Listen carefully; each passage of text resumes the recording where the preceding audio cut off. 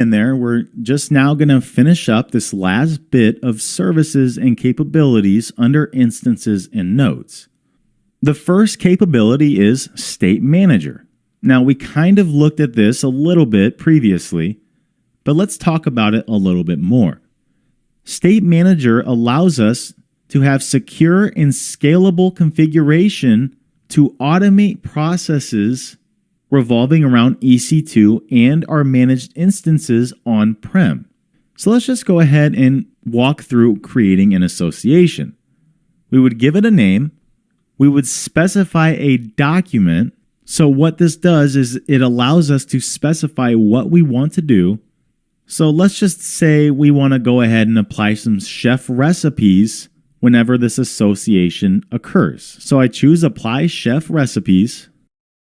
We specify a source type, so GitHub or S3 in this case. We specify the source info, so what file are we looking for?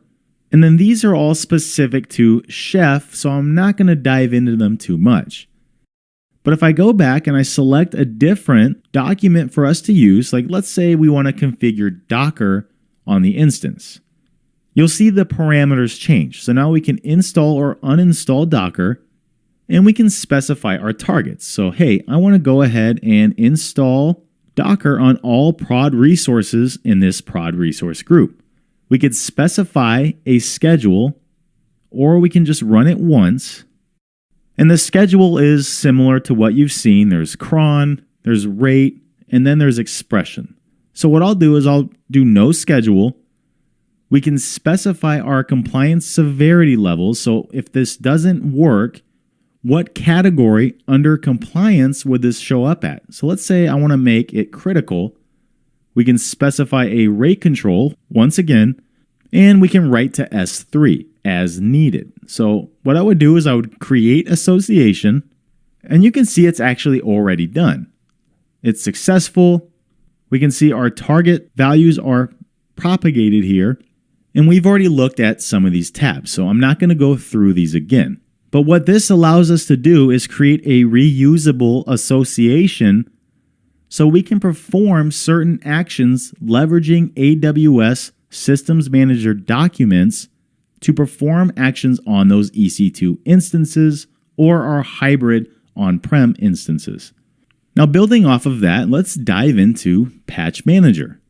This is a very popular service, and it's used heavily by operations teams. Patch Manager allows us to automate our patching processes on our managed instances. So we can essentially offload our patching procedures to AWS Systems Manager, and we can automate it from there. Now, what this does is it uses patch baselines, and a patch baseline is essentially a set of rules for approvals of patches that you want to apply. You'll see that AWS provides several defaults that you can use. So if I just open up this Amazon Linux 2 default patch baseline, we can see these details. So the description of it and the different settings. And then we have our approval rules. So this is where we can get a little bit more specific. So for patches that are security-based and critical or important, we want to wait 7 days, and then we'll auto-approve those patches for install. And then if it's a bug fix with any severity level, I want to wait 7 days as well. Now we can also specify an exception, which they don't do here, and they also don't specify a secondary patch source.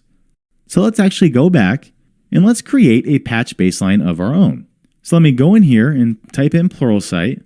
We specify the operating system, and you can see there are several different types. I'm just going to choose what I have running, and we can set this as the default for Amazon Linux 2 instances.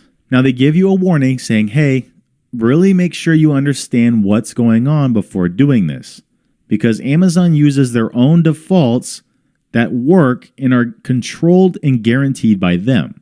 But if I wanted to, I could set my own and keep this the default. Now I'll deselect that, and let's go down to approval rules. So this is where we add those rules that we saw where it specifies what kind of products and what kind of severity levels we want to work with. So if it's a security and critical patch, we can auto approve after either a certain number of days, or we can approve all patches released up to a specific date. So anything before and on this date will auto approve. Now we can have compliance reporting. So if this doesn't work or some of our instances are not in sync with our patch baseline, what category do we want to report this at in our compliance tab over here? And then finally, we have include non-security. So if we wanted to, we could also include non-security updates to be installed. So this is where we can have up to 9 more rules. So let's just say we want to do low and bug fix and enhancements, and I want to wait just 5 days for that. We can specify patch exceptions. So if we knew a patch name here, we could enter it and this would automatically be approved, and it would bypass these settings that we set up here in our approval rules. We show the compliance level once again if necessary, and we can do the same thing with non-security updates.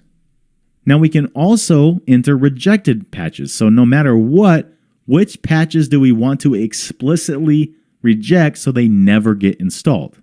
And to build on this, we can actually decide, hey, let's go ahead and allow this if it's a dependency of another package. So for instance, if this approved patch here had a dependency on a patch that we specify in rejected, we could allow it to go ahead and get installed. Otherwise, we can just block it completely. We can say, hey, don't ever install this no matter what. And this brings us to our patch sources. So we could enter a source here, and let's just say Pluralsight repo.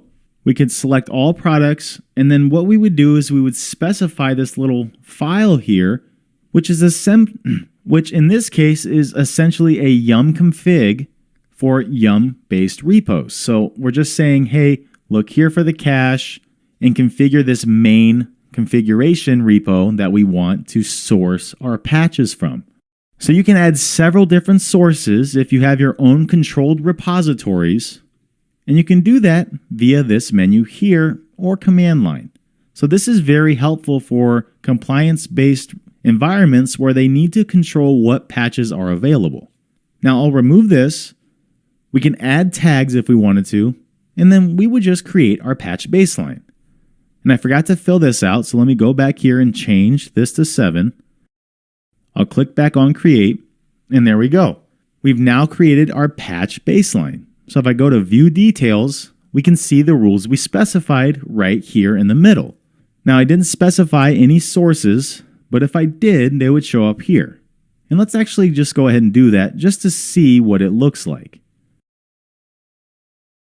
So I'll add in these details here, I'll save it, and if I go back in, we should see our patch source, and we do. So that's how you can configure your own custom patch baseline to be used with SSM document automation. So if I go back to Patch Manager, I click on Configure Patching, this is where we can set up a patching schedule and our targets. So we can select a patch group, which doesn't exist yet. We could specify tags. We could specify a patch group. And to do a patch group, what we would do is we would go to our instances that are managed. Let me go ahead and go here.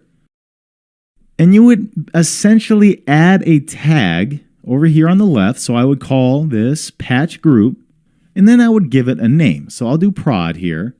I'll click on save. And then this would add this instance to a patch group of prod. So now if I cancel out and I go back in here, if we gave this enough time, this would show up in our patch group selection. Now it hasn't propagated yet, so it doesn't show up, but we would see a patch group of prod here that we could use. Now the next option we have is we can select manually. So I'll go ahead and do that for this demo.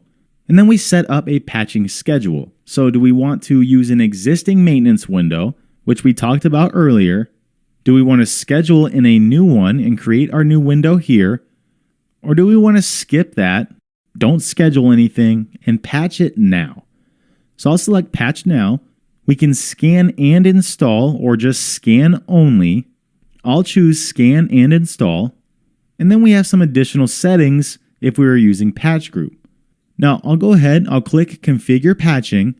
And what's happening now is you can see Patch Manager will use Run command, which we looked at to patch our instances. So if I go to View Details, you can see this is running.